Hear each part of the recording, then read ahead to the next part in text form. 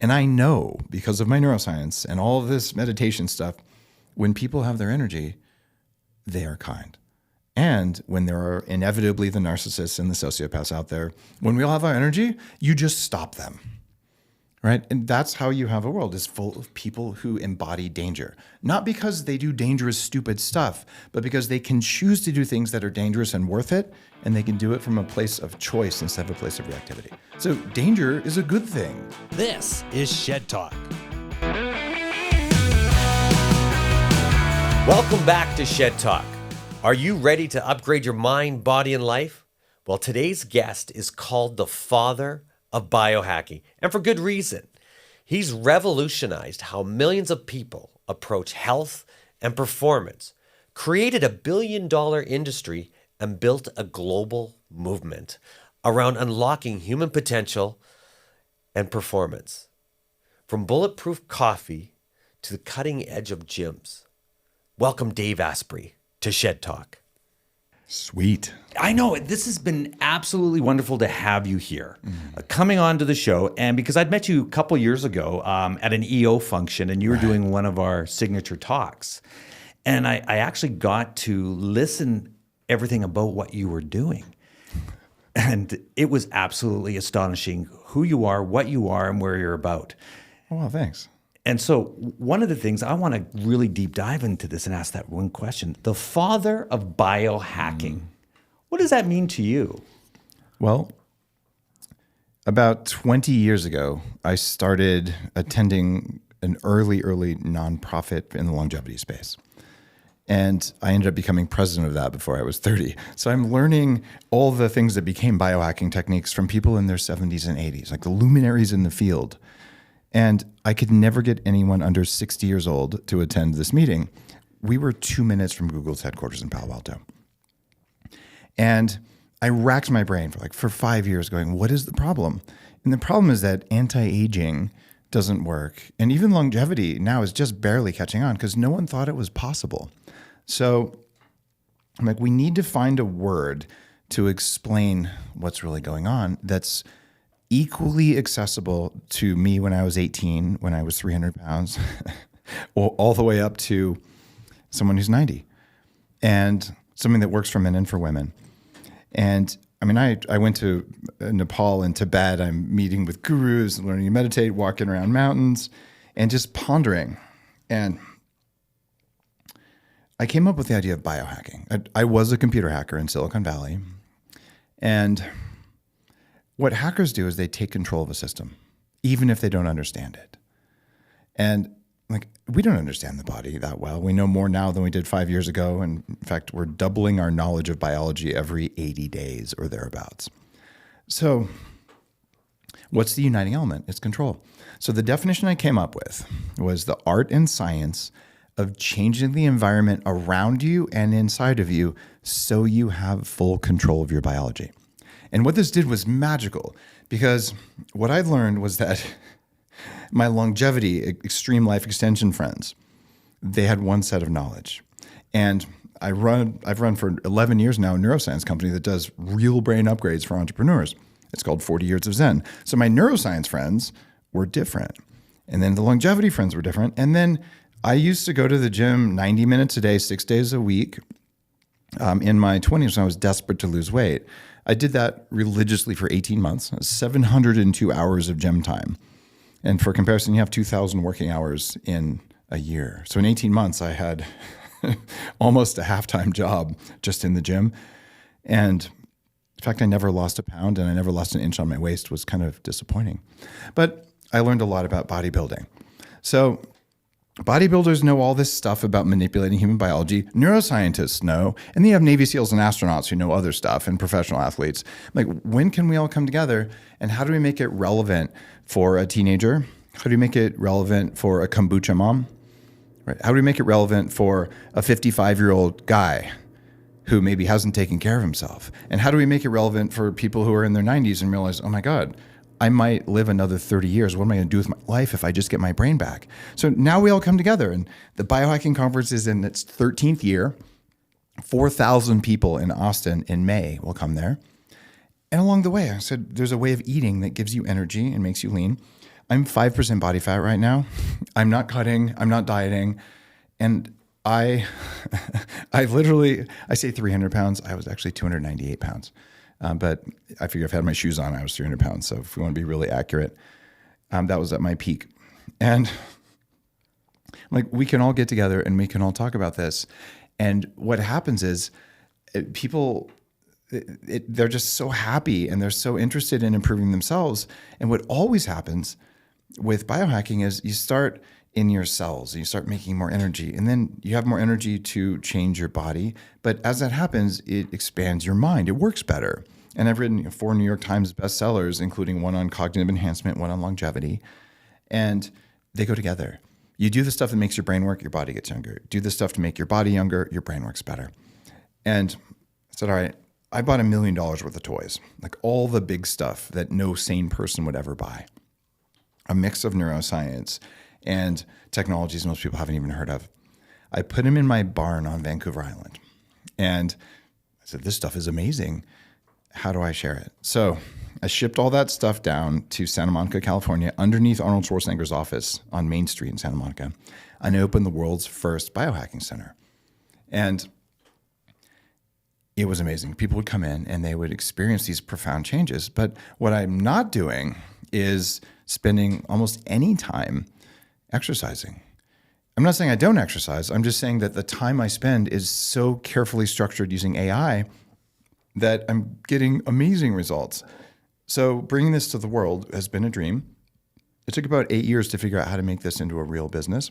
And now we're franchising my company called Upgradelabs. We have 30 locations signed. Slightly less than 10 are open, including here in Calgary. We just opened. We've got one in Oakville and scattered across the US as well. So Upgradelabs is now a place where people who maybe don't know about biohacking go and they say, I feel so different and I'm getting results. I talked to a guy here last night in Calgary at our location who's been coming in for about a month and a half. And he said, well, I've lost 8 kilos. And he's not doing cardio to the ends of the earth. In fact, he's not doing more than 5 minutes of cardio a couple times a week. In fact, we have great evidence at Upgradelabs.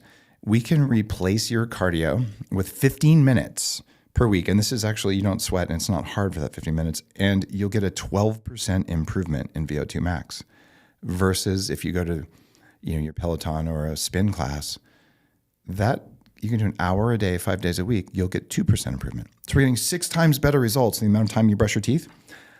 Most people won't do cardio for a lot of time every week because they have kids, they have jobs, they have stuff they need to take care of. And where do you take 8 or 10 hours a week? You know, because you're a pro. It's an investment of time. And there are a lot of people listening who are saying, I'd kind of like to do that, but do I spend less time with my teenagers? Do I spend less time at work? Do I not have the date with my partner tonight? Do I take it out of my sleep, which is a bad idea? So I just wanted more efficiency because I have 9 companies right now and I write books and do podcasts and things like that. So this was the thinking behind biohacking. So great answer and keeping that nice and long. But as an entrepreneur and you're starting off and doing this business, what was the greatest challenge in starting up on the franchise part of this? Wow. Franchising is a dark art. And you wouldn't know this because externally you think, oh, just it's a franchise, you buy a franchise. But the amount of legal paperwork to open a single franchise, it takes about $250,000. And it's a stack, like a 6-inch high stack of paperwork. It's almost like going public, the amount of paperwork and oversight. So it's very, very precise. And the entire way of running a franchise business is totally different than my tech career. I was a very successful entrepreneur in Silicon Valley. So I understand tech and I learned to understand media. I've had 500 million downloads on my podcast, all kinds of success there. But I also learned how to grow a giant consumer packaged goods company. Bulletproof, when I was running it, did $750 million in lifetime revenues. Like, wow, starting from scratch with a new idea, and the market category size was 0 for Bulletproof, all those things we did. And now I'm entering the franchise world. So what do you do for that? You hire the people who can help. So when I started Bulletproof, And just to be clear, I have nothing to do with Bulletproof anymore. Danger Coffee is my new coffee company. But when I started Bulletproof, I hired the first employee of Starbucks to work for me. Right? And now at Upgradelabs, Griff Long just joined, and he was COO of Equinox and Orange Theory and SoulCycle. So I don't know the franchise ecosystem as well as I will in a couple of years. So I know what I don't know, and I hire the things I don't know. And it's amazing when you do that. The problem with entrepreneurs, including me when I was getting going, is I can solve any problem, and you can. It's just expensive and painful because you're going to make mistakes. And it's sort of like, well, I want a car. I can do anything. I'm going to build it from scratch. Or you could at least look at the designs of cars that exist and then stand on the shoulders of giants. So that's what I like to do as an entrepreneur. Problem is, if there are no giants in the field, what do? Well, then you make a new field and you become a giant in the field. But I still leverage people who are luminaries in the field who were kind enough to teach me in my 20s, even though they were 3 times my age, 4 times my age even.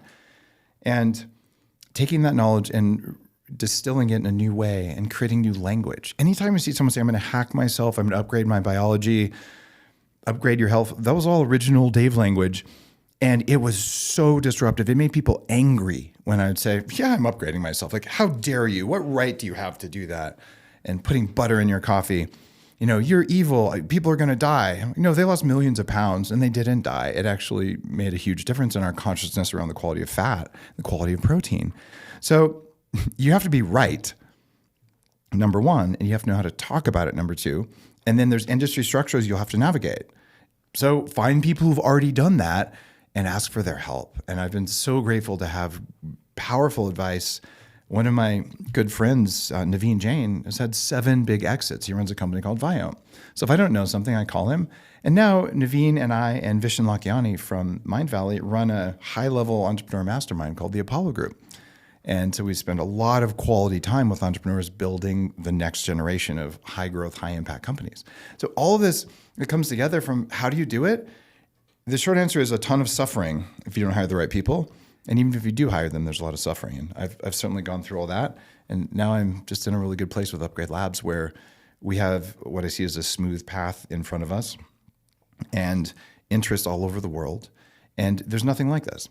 Anyone out there, you can buy a cold plunge and infrared sauna and open a biohacking facility and some $2,000 red light panels. And I support that. Good. Biohacking is a movement. I did not trademark the word. It's a new word in the English language. My name's in the Webster's Dictionary. So it is a $63 billion industry, according to analysts, just biohacking. And this from an idea and a blog post and some tweets about 13 years ago. Like, that's the impact you can have. So think about the impact that you have, okay? And you're going to go back 13 years ago, and you just mentioned about if I would have trademarked that name. No, I chose not to. I could have. But did you want to? No, absolutely not. It wasn't one of those things. My attorney said, you should trademark this. And I said, hell no. And the reason that I didn't trademark biohacking is that I wanted a movement. And if I make it my company name, then it's not a movement, it's a company. And movements last. It became a word in the English language. And you won't see any company name become a word in the English language. It's very rare, except for maybe Kleenex, and they hate that because that was their trademark got lost. So biohacking it's a movement, it's a community, it's a gift for humanity, which sounds super egotistical, but it's an idea that needed to be in our consciousness, and how dare I own that? But when did you realize that it was actually ready for a movement? Because there had to have been a changing point. All of a sudden, here you are as an entrepreneur. Here you're successful. You're digging down deep in everything you're doing. Yeah. And then to realize that aha moment, that lean in and go, wait a second, I did it. Or was there a time that you go, no, I'm not there yet. I'm not there yet? Well, starting around 26, when I had chronic fatigue syndrome and arthritis and serious brain fog and a career that's taking off, I started learning from people in one of the first longevity groups out there. And I put 5 solid years of leadership into that. And I got their content online. I renamed the organization, and I pushed and pushed. This was my nonprofit work and day job, VP of cloud security at Trend Micro and one of the early data center guys and just all kinds of tech stuff. And then at night, I'm like, I'm going to study longevity because I want my brain to work better. I want my body not to hurt. I want control of my biology. And so it was this constant thinking about how do I make this precious knowledge interesting? Because no one from Google ever came to those nonprofit meetings except one time, and it was my uncle. So the rest of the time, there's this amazing set of knowledge that makes software developers develop better. It makes CEOs more focused and more grounded and more conscious, and it raises your IQ. And you can live 20 or 30 years longer. And even if you don't, the amount that you live is going to be way better. So no one will listen. That's a marketing problem. It's not a technology problem. And what I learned in my tech career is the best technology almost never wins. The best marketed technology wins. So if you want to have an impact, you better make something new and interesting and better. And the hard part of being an inventor, inventing is fun. The hard part is making people use it because it's worth it. So the most unsuccessful and unhappy inventors in the world make something amazing and it sits in their garage and they're just angry and frustrated all the time. And I was starting to feel that way around longevity. So like, let's unleash this because I think our species needs biohacking. We've bleeped up our environment. We're spraying glyphosate everywhere. We're eating garbage and telling people that peasant food is actually the most nutritious they can have and watching their testosterone levels fall and their bone density go away. And worst of all, when people are malnourished, they're mean to each other. And what I've learned, especially with 40 years of Zen and all the meditation with masters and things, we're wired in our biology to be kind to each other. This is a biological imperative inside your cells, inside your bones.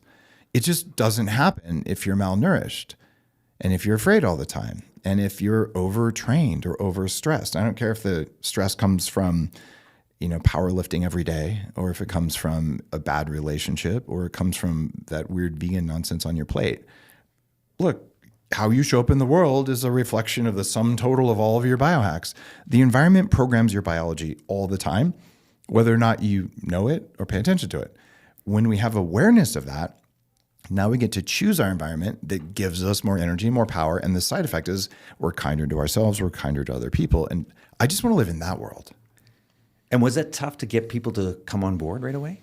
Well, and I'm not talking about right away because there has to be a changing point, a time that all of a sudden things go, whoa, we're there, and I can't believe it.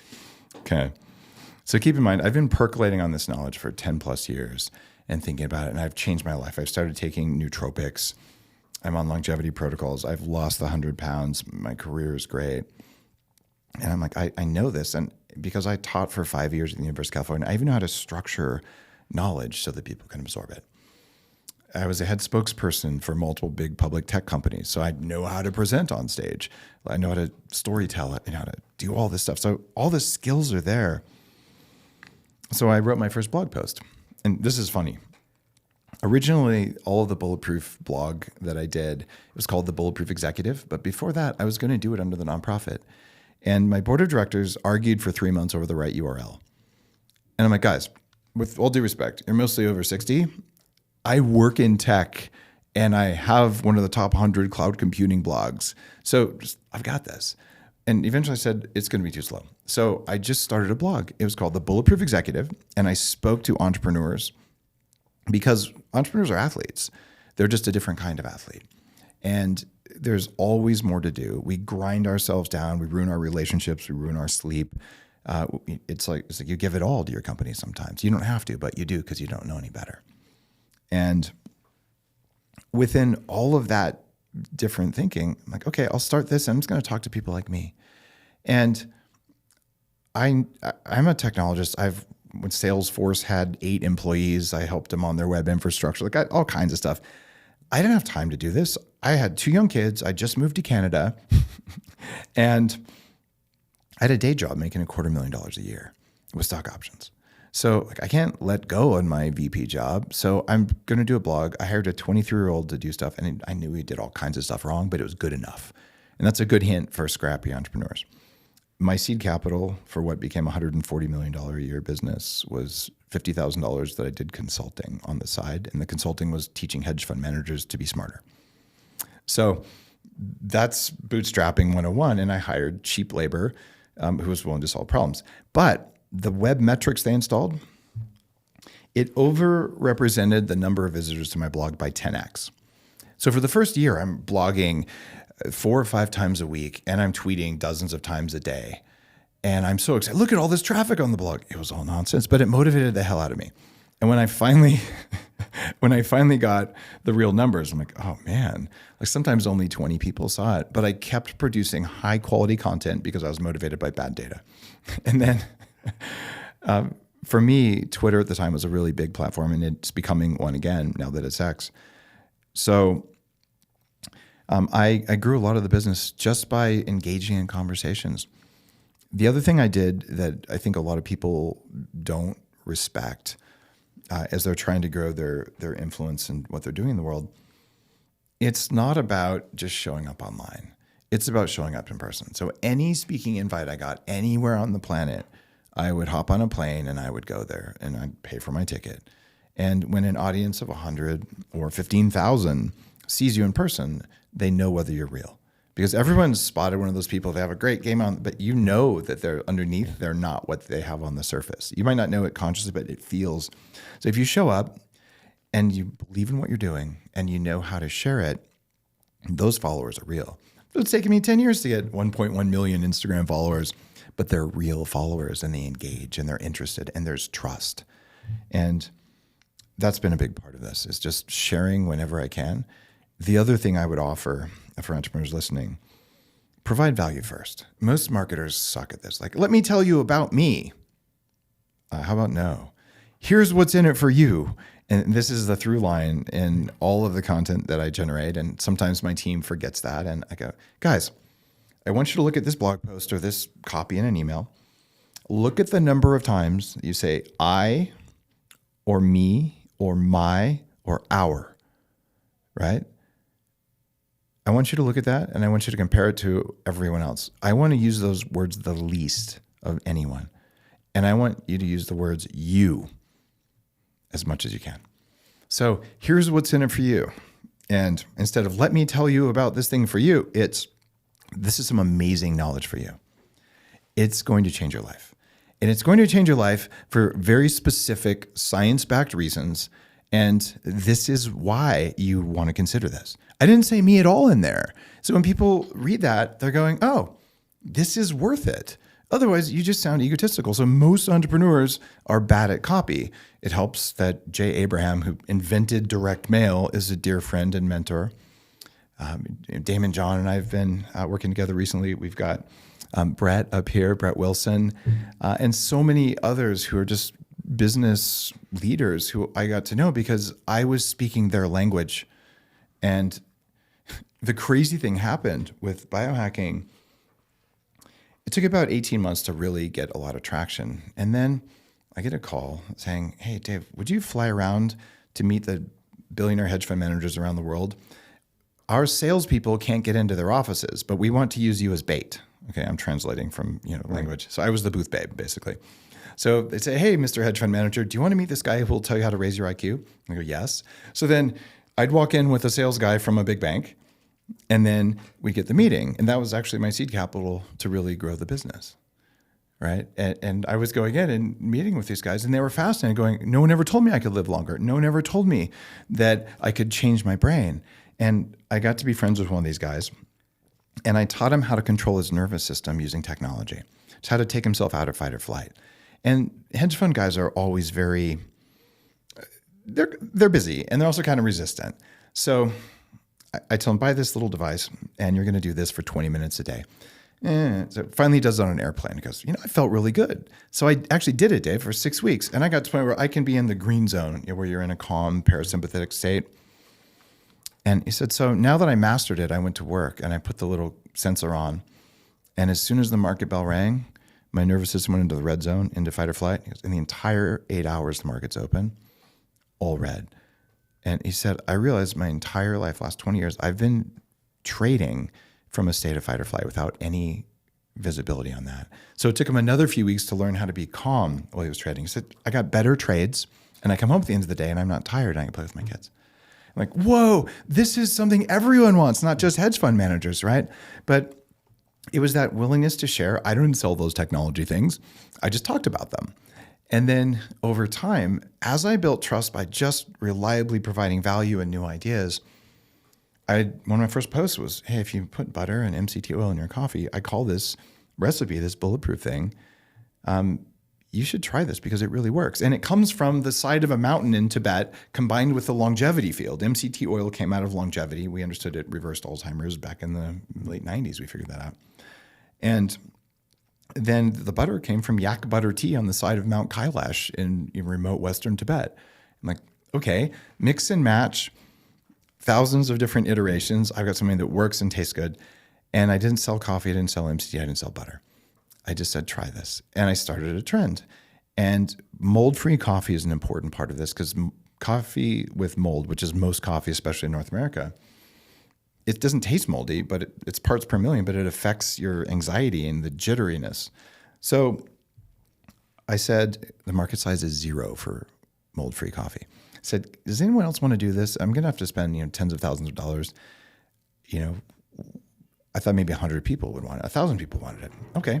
So I created a new product. And today, functional coffee is about a $500 million product category from a 0 market size. MCT oil, the market size was probably sub 5 million. It was for bodybuilders, it was a supplement in the 80s that was useful. Since then, it was used only in like skincare products. And I knew what it did. And I figured out that a specific subtype of MCT worked best for cognitive function and for weight loss. So I created that one and I put it on the market. And the market size 0 MCT is $1 billion category now. And I also knew about protein because in Tibet, where I had yak butter tea for the first time, I had also descended 7,500 feet in one day near Annapurna. And I bruised my knees. I've had 3 knee surgeries. I had arthritis in my knees since I was 14. And I couldn't walk. I mean, I had 2 trekking poles and walking across the street. I just couldn't support my weight because my knees were so blown out. I've got 5 days to recover. And then I'm going to be walking 26 miles over rugged terrain at high altitude around Mount Kailash, the holiest mountain in the world. So I'm screwed. But I know my longevity. I know my biohacking. So we're at a little roadside mud hut. It takes 5 days and a 4-wheel drive on dirt roads to get to this place. And there's a restaurant. And they serve Chinese and Tibetan food, just very different food styles. And I couldn't read the menu, but one of the guys I was riding with could. So I said, read this. And he reads the menu and there's all these dishes and goes, pig's ears. I'm like, oh, Jesus Christ, I need collagen. So I ate a bowl of cold steamed pig's ears, like a dozen of them. It was one of the most horrible meals I've ever had. Rich source of collagen. Next day, I could walk because my body needed the building blocks, right? And that was that little spark that said, I need to make collagen a thing. And of course, I knew about it from the longevity side of things. But what was the market size for collagen? There wasn't one. It was used, again, in some skincare ingredients and for making capsules. And it was kind of an industrial ingredient. And that's now also $1 billion category. And so these are just things that humanity needed to know about, that the knowledge existed, but the fact that it exists, if no one knows about it, if it's hidden in a dusty library somewhere in a cave, it doesn't matter. So my job was just, I'm going to shine a light. I curate the stuff that works. I make the stuff I can't buy. And that's what I do now. Like Danger Coffee, my new coffee brand. It's mold-free. And some of the companies I've worked with in the past don't say mold-free on their labels anymore. This is mold-free, and it has a very high dose of trace minerals and electrolytes. You can't taste them, but the coffee you drink, you're like, what is in this? It's because everyone's lacking minerals because these superfoods suck minerals out of your body and give you weak bones. And even if you don't eat superfoods, the meat you're eating doesn't have a lot of minerals because its grass didn't have minerals unless it was regenerative meat.